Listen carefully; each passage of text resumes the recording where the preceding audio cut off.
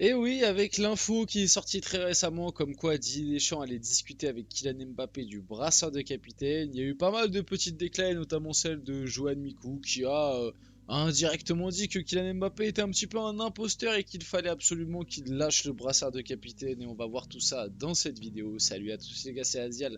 Aujourd'hui, on se retrouve pour une nouvelle vidéo actu équipe de France. Ne vous inquiétez pas, on va faire très rapide sur Kylian Mbappé, le brassard, parce qu'on en a déjà beaucoup parlé. Juste revenir sur la petite déclat de Joan Mikou, qui en vrai avis intéressant, qui globalement rejoint le mien, même si on va peut-être essayer de tempérer certaines choses, peut-être débattre un petit peu, mais bon, comme je vous l'ai dit, le brassard de capitaine de Kylian Mbappé, on en a beaucoup parlé. On arrive petit à petit sur la fin de la trêve, le retour du football de club. C'est vrai que là, sur les 2-3 derniers jours, assez compliqué parce que enfin, il y avait des matchs, mais pas trop de matchs, on va dire, intéressants, pas trop d'actu non plus. Donc, ça a parlé encore une fois beaucoup de Mbappé parce qu'il y a eu l'info par rapport, comme je vous l'ai dit, au brassard des capitaines qu'il pourrait perdre. Enfin bon, qu'il pourrait perdre. C'est lui qui prendra la décision, donc c'est lui qui décide. Mais bref, on va revenir là-dessus, comme d'habitude. Parler des dernières petites infos équipe de France qui sont sorties lors de ce rassemblement, essayer de tout aborder avant de reprendre tranquillement le football de club qui va être très intéressant, Ligue des Champions, tout ça. Bref, des moments assez importants. Avant que la vidéo commence, du coup, n'hésitez pas à liker, commenter, partager, vous abonner, hein, ça fait toujours plaisir, ça aide pour le développement de la chaîne et nous, on va pouvoir y aller dès maintenant. Et du coup, parler de cette petite déclat de Johan Mikou. Donc, info l'équipe, Deschamps va échanger avec Mbappé sur le Capitana. Donc, ça, on en a déjà parlé. Et il a déclaré Mbappé, ce n'est pas quelqu'un qui va amener toute l'équipe avec. Je pense que Griezmann en est capable, en était en tout cas capable. Joe Mikou aurait d'abord confié le brassard à Griezmann. Après la Coupe du Monde, il a aussi rajouté que Mbappé, c'était pas forcément un leader, que voilà, il n'a pas du coup cette capacité d'emmener une équipe avec lui, qu'il n'était pas fédérateur, voilà le bon mot, et que Griezmann était le choix logique. Bon, bah, si vous suivez activement les vidéos, vous savez très bien mon avis sur la question. Moi, je suis tout à fait d'accord avec globalement ce qu'a dit Mikou. Je suis d'accord avec son avis sur ce sujet-là, en tout cas. Pour moi, Kylian Mbappé a clairement, pour moi, braqué hein, ce brassard de capitaine en le réclamant. En le réclamant, en fait, il a juste mis Didier Deschamps dans une situation très compliquée parce que, voilà, il a piégé Deschamps pour moi parce qu'en le réclamant, il savait très bien que s'il lui donnait pas, ça pouvait créer des problèmes du coup avec Mbappé. Deschamps était dans le mode ah Mbappé c'est quand même la star que je risque de garder le plus longtemps par rapport à Griezmann, mais de l'autre côté Griezmann est peut-être plus légitime. Enfin bref, c'est voilà, ça a été une erreur de la part d'Mbappé, de la part de Deschamps. Pour moi, Griezmann c'était le choix logique, le choix le plus légitime. Même si Griezmann, c'est vrai que certains aussi à des moments le disent, c'est vrai que Griezmann c'est pas non plus, c'est pas Carles Puyol quoi. C'est-à-dire que bon, c'est pas le capitaine courage non plus. Malgré tout, pour moi, ça reste quand même bien plus un leader dans l'idée que Kylian Mbappé. Ça reste quelqu'un qui a une bien meilleure mentalité et qui est bien plus capable d'amener un groupe qu'Mbappé. Tu vois, pour moi, malgré que oui, je suis d'accord, Griezmann, c'est pas Sergio Ramos. Hein, tu vois, en termes de capitana, ok. Malgré tout, pour moi, ça reste un meilleur choix que Mbappé. Bon, maintenant, il est plus là.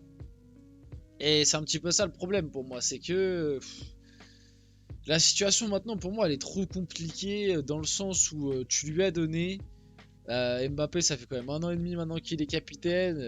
La plupart des gens du groupe, donc du coup, l'ont connu capitaine.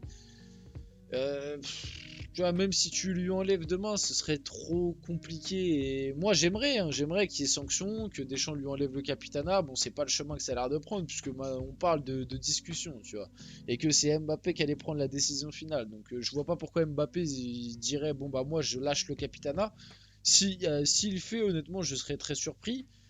Parce que ce serait quand même un désaveu envoyé un peu au monde du football que Mbappé lâche le capitana. On va dire qu'en termes d'image, ce serait pas dingo non plus, même si ça se comprendrait peut-être parce qu'il estimerait qu'au final il se rend compte qu'il n'a pas les capacités et que ça peut-être que ça lui met un peu plus de pression, déjà qu'il en a beaucoup, ok, mais ce serait quand même un désaveu total. Et les détracteurs de Mbappé se serviront de ça pour prouver que c'est pas le joueur qu'on nous a vendu depuis pas mal d'années.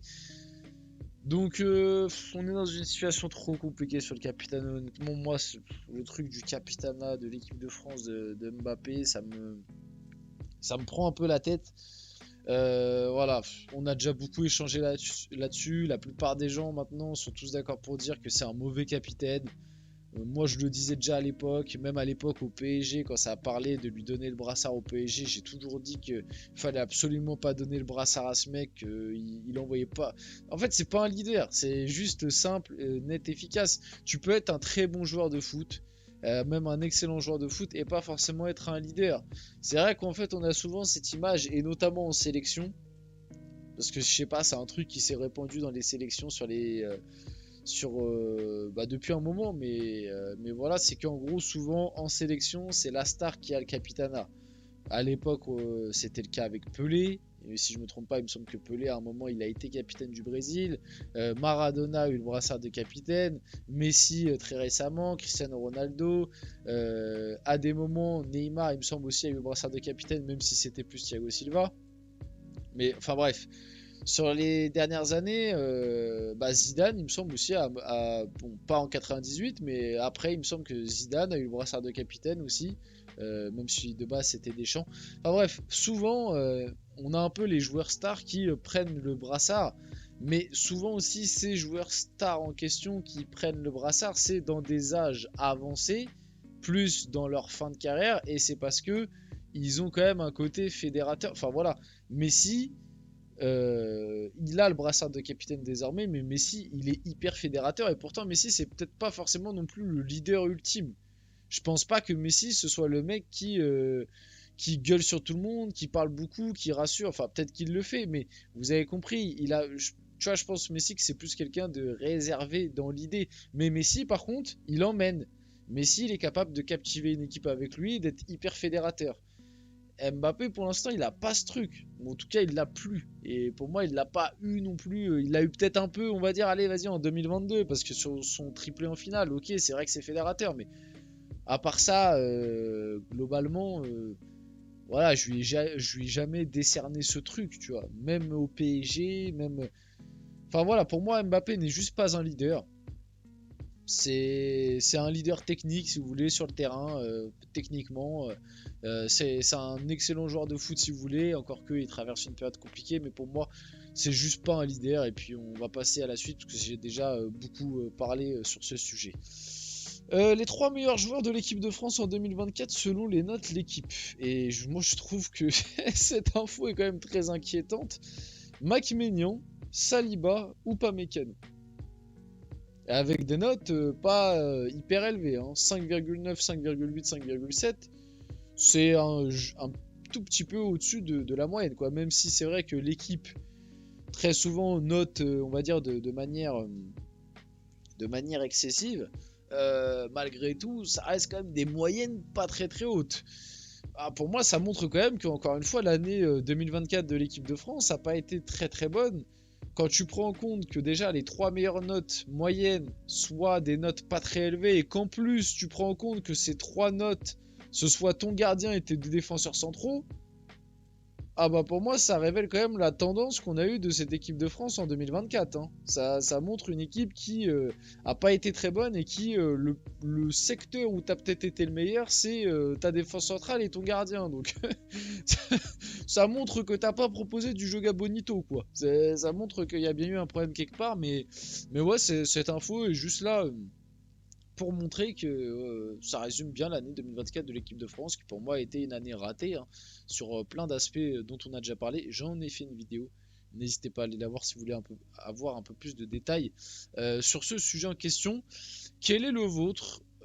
Quel est pour moi le meilleur joueur sur l'année 2024 de l'équipe de France? Franchement, c'est très compliqué à dire, hein. C'est très compliqué à dire parce qu'il y a eu un peu des périodes. L'Euro de Saliba, c'était quand même très impressionnant, mais tu vois, Saliba par exemple, le dernier rassemblement, tu vois, c'est pas ouf. Bon, honnêtement, je saurais même pas qui dire là. Franchement, là, je ne saurais même pas qui dire. J'ai pas trop d'idées. N'hésitez pas à vous me dire dans les commentaires. Et pour finir la vidéo, dernière petite info, l'Italie en a profité de son amicale contre les Bleuets pour intensifier sa prise de contact avec l'entourage de Ryan Cherki et aimerait vraiment le convaincre. On avait déjà vite fait aborder le sujet dans une autre vidéo. Cherki qui potentiellement en tout cas est contacté par l'Italie pour être naturalisé. À suivre, et si ça se passe, ce serait quand même, moi je trouve, un terrible désaveu pour l'équipe de France, parce qu'un mec comme Ryan Cherki, peut-être pas en termes de niveau, mais en termes de profil quand même, apporterait pas mal de choses à cette équipe. On finit la vidéo là-dessus, j'espère que cette vidéo vous a plu, si c'est le cas n'hésitez pas à la liker, commenter, partager et vous abonner les gars, c'était Asial, on se retrouve très rapidement pour une prochaine vidéo.